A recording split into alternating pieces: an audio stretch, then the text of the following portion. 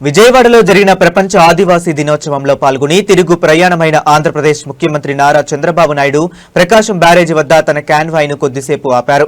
బ్యారేజీ వద్ద కృష్ణానది నీటి ప్రవాహాన్ని ఎగువ నుంచి వస్తున్న ఇన్ఫ్లోను ఆయనే స్వయంగా పరిశీలించారు. ఈ సందర్భంగా నీటిపారుదల శాఖ అధికారుల నుంచి నీటి నిల్వలు, కాలువలకు విడుదల చేస్తున్న నీటి వివరాలను అడిగి తెలుసుకున్నారు.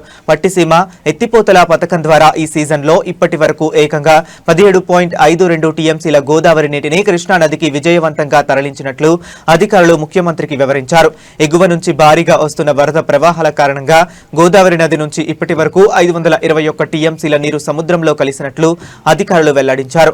పట్టిసీమ ద్వారా సమృద్ధిగా గోదావరి జలాలు వస్తున్న నేపథ్యంలో కృష్ణా డెల్టాలోని పంటలకు వివిధ కాలువల ద్వారా నీటిని విడుదల చేస్తున్నామని సీఎం చంద్రబాబు తెలిపారు. ప్రస్తుతం కృష్ణా తూర్పు ప్రధాన కాలువ నుంచి 3928 క్యూసెక్కులు, పశ్చిమ ప్రధాన కాలువ నుంచి 3115 క్యూసెక్కులు, గుంటూరు ఛానల్ నుంచి 115 క్యూసెక్కులు, మొత్తం కాలువలకు కలిపి 7158 క్యూసెక్కుల నీటిని సమర్థవంతంగా సరఫరా చేస్తున్నారు. పంట కాలువలకు నిరంతరం నీరు అందిస్తూ రైతాంగానికి ఇబ్బంది లేకుండా చూడాలని అధికారులను సీఎం ఆదేశించారు.